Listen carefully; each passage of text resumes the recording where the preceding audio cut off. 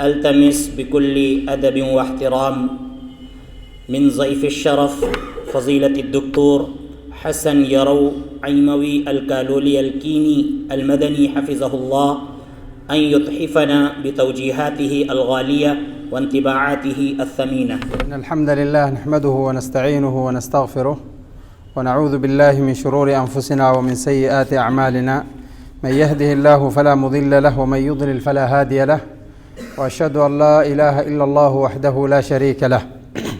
أما بعد، فإن من نعم الله سبحانه وتعالى على عباده الكثيرة التي لا تعد ولا تحصى، بل من أجل نعم الله سبحانه وتعالى علينا أن بعث إلينا رسوله صلى الله عليه وسلم فبلغنا رسالة ربه سبحانه وتعالى. قال الإمام ابن شهاب الزهري رحمه الله: من الله عز وجل الرسالة، وعلى رسوله صلى الله عليه وسلم البلاغ، وعلينا التسليم. وقال تعالى سبحانه وتعالى: لقد من الله على المؤمنين إذ بعث فيهم رسولا يتلو عليهم آياته ويزكيهم ويعلمهم الكتاب والحكمة وإن كانوا من قبل لفي ضلال مبين. وهذه النعمة العظيمة التي امتن الله بها سبحانه وتعالى على عباده، وهي بعثة الرسول صلى الله عليه وسلم. لكن يا ترى ما هو الدين الذي جاء به النبي صلى الله عليه وسلم؟ هل هو يتكلم عن هواه عليه الصلاة والسلام؟ حاشاه. أم ما هو الدين؟ لأن الاختلاف والخلاف كثر، كل يدعي وصلا بليلى، وكل يدعي فهم الشريعة، وكل يدعي ما هو الدين. أولا هذه مسألة لابد تقرر. الدين يا إخوة منزل، كما قال الله سبحانه وتعالى: الرسول الذي امتن به علينا، قال الله سبحانه وتعالى له: يا أيها الرسول بلغ ما أنزل إليك من ربك. بلغ ما أنزل إليك من ربك. وقال تعالى: اتبعوا ما أنزل إليكم من ربكم. اتبعوا ما أنزل إليكم من ربكم. نزل به الروح الأمين. قرآن سبحانه وتعالى عندما يتكلم عن القرآن قال: نزل به الروح الأمين على قلبك لتكون من المنذرين. القرآن منزل، ليس هوى ولا ادعاء ولا ما تراه عقولك أو ظهر لي أو رأيت أو كرامات، لا، منزل. ومن أعظم ما أنزل الله سبحانه وتعالى علينا ونزل لنا سبحانه وتعالى كلمة التوحيد. وكلمة التوحيد كما تعرفون يا إخوة ودرستم كثيرا تشتمل على جملتين: لا إله إلا الله محمد رسول الله. لا إله إلا الله محمد رسول الله. أما معنى لا إله إلا الله باختصار بينها الله سبحانه وتعالى في كتابه، فقال جل من قائل: ولقد بعثنا في كل أمة رسولا أن اعبدوا الله واجتنبوا الطاغوت. لا إله إلا الله في كل أن اعبدوا الله واجتنبوا الطاغوت، نفي وإثبات. عبادة الله سبحانه وتعالى واجتناب الطاغوت هي معنى لا إله إلا الله، وقد بينها الله سبحانه وتعالى في آيات كثيرة. أما الجملة الأولى التي اعبدوا الله جاءت في آيات كثيرة: ألا لله الدين الخالص وما أمروا إلا ليعبدوا الله مخلصين له الدين حنفاء واعبدوا الله ولا تشركوا به شيئا. هذه الجملة إذا حصل فيها خطأ ما الذي يصيبك؟ الشرك، تقع في شرك. إذا أخطأت في فهم هذه الكلمة أو في العمل بها وقعت في الشرك. والشرك شيء خطير جدا. الشرك شيء خطير جدا. ما الذي يدل على خطورته؟ خاف منها الأنبياء. خاف منها الأنبياء. قال الله سبحانه وتعالى: قال الله تعالى على لسان نبيه إبراهيم عليه الصلاة والسلام: رب جنبني وبني أن نعبد الأصنام. إبراهيم خليل الله الذي قال الله فيه: إن إبراهيم كان أمة يقول رب جنبني وبني أن نعبد الأصنام، خاف منها إبراهيم. ومن ما يدل على خطورته أن الله سبحانه وتعالى لا يغفره. قال الله تعالى: إنه من يشرك بالله فقد حرم الله عليه الجنة ومأواه النار. ومما يدل على خطورة الشرك أنه يحبط العمل الصالح، قراءة القرآن والصوم والصلاة اللي عملتها يحبط. قال الله تعالى: لئن أشركت ليحبطن عملك. والنبي عليه الصلاة والسلام قال: من مات وهو يشرك بالله شيئا دخل النار. ولذلك لابد يهتم بفهم هذه الكلمة. أما الكلمة الثانية، جملة الثانية من كلمة التوحيد: محمد رسول الله. ما معنى محمد رسول الله؟ تصديقه فيما أخبر واجتناب ما نهى عنه وزجر، وألا يعبد الله إلا بما شرع. لماذا؟ لأن الله سبحانه وتعالى أمرنا بذلك، فقال جل وعلا: لقد كان لكم في رسول الله أسوة حسنة لمن كان يرجو الله واليوم الآخر. وقال تعالى: وما آتاكم الرسول فخذوه وما نهاكم عنه فانتهوا وإن تطيعوه تهتدوا. وحذرنا الله سبحانه وتعالى من مخالفة أمره، فقال جل وعلا: فليحذر الذين يخالفون عن أمره أن تصيبهم فتنة أو يصيبهم عذاب أليم. ولذلك لابد تهتم في عبادتك واعتقادك وقولك وفعلك على المنزل. لماذا؟ لأن قول النبي صلى الله عليه وسلم وأفعاله هو أيضا لا ينطق عن الهوى، كما قال تعالى: وما ينطق عن الهوى إن هو إلا وحي يوحى. فقال صلى الله عليه وسلم: لقد تركت فيكم شيئين ما إن تمسكتم به لن تضلوا. ما هما؟ كتاب الله وسنتي. أما قال فلان وقال علان وفهم فلان هذا لا ينتهي، لأن عقول الناس كثيرة وتختلف باختلاف ألوانهم وأشكالهم وآرائهم تختلف.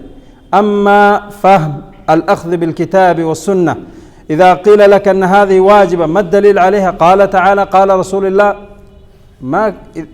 وما كان لمؤمن ولا مؤمنة إذا قضى الله ورسوله أمرا أن يكون لهم الخيرة من أمرهم، إنما كان قول المؤمنين إذا دعوا إلى الله ورسوله ليحكم بينهم أن يقولوا سمعنا وأطعنا. فلا وربك لا يؤمنون حتى يحكموك فيما شجر بينهم ثم لا يجدوا في أنفسهم حرجا مما قضيت ويسلموا تسليما.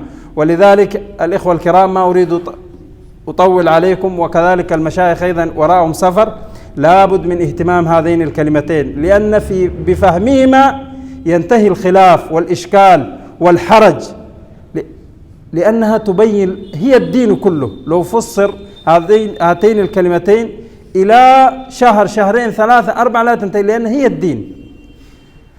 هذا وبالله التوفيق، وصلى الله وسلم على نبينا محمد وعلى آله وصحبه أجمعين.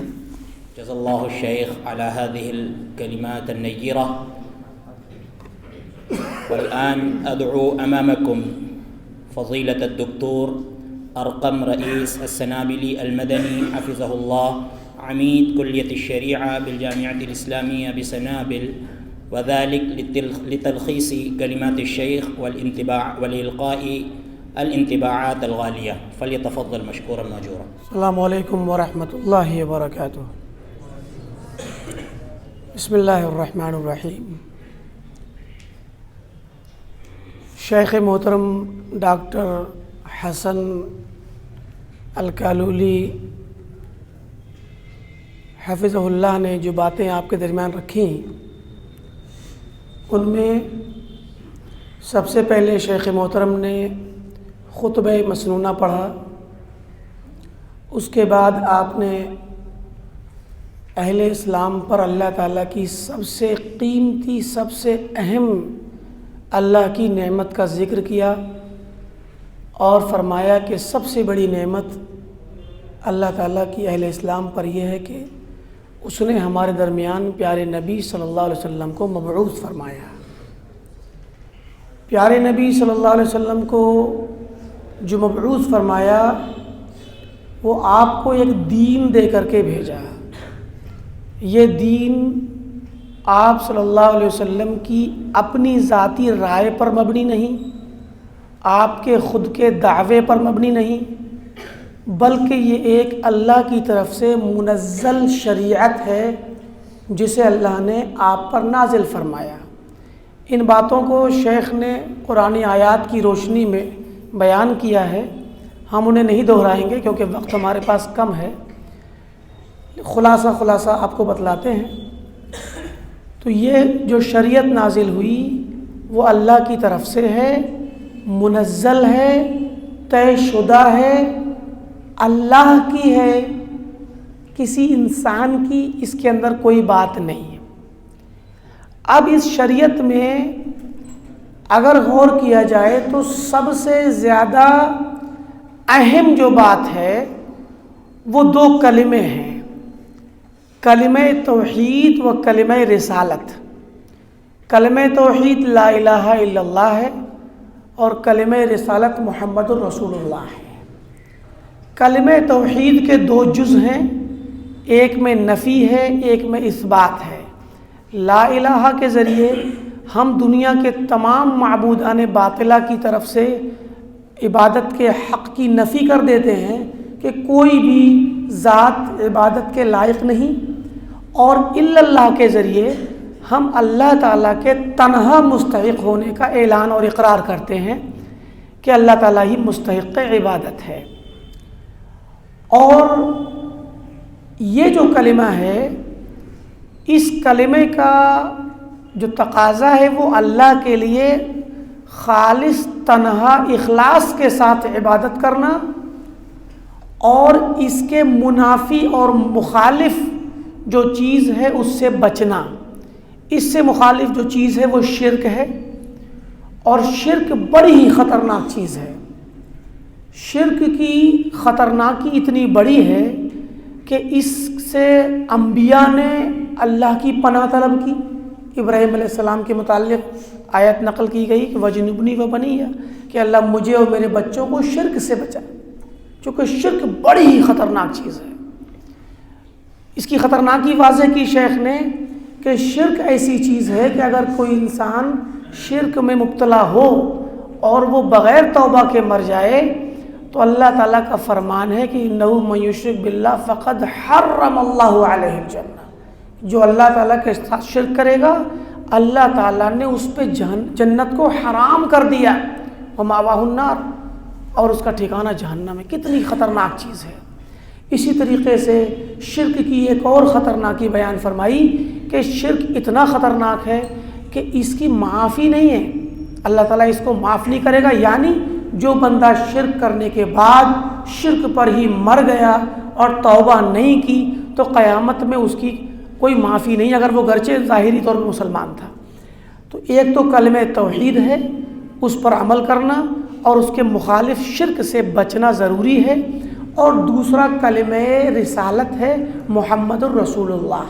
اور اس کلمے کا جو مطلب ہے وہ یہ کہ ہم اقرار کرتے ہیں کہ اللہ کے رسول محمد عربی صلی اللہ علیہ وسلم اللہ کے بھیجے ہوئے رسول ہیں، اور جب ہم یہ اقرار کرتے ہیں تو پھر ہم پہ فرض ہے کہ ہم رسول اللہ صلی اللہ علیہ وسلم کی پیروی کریں، آپ کی اتباع کریں، آپ کی مخالفت نہ کریں۔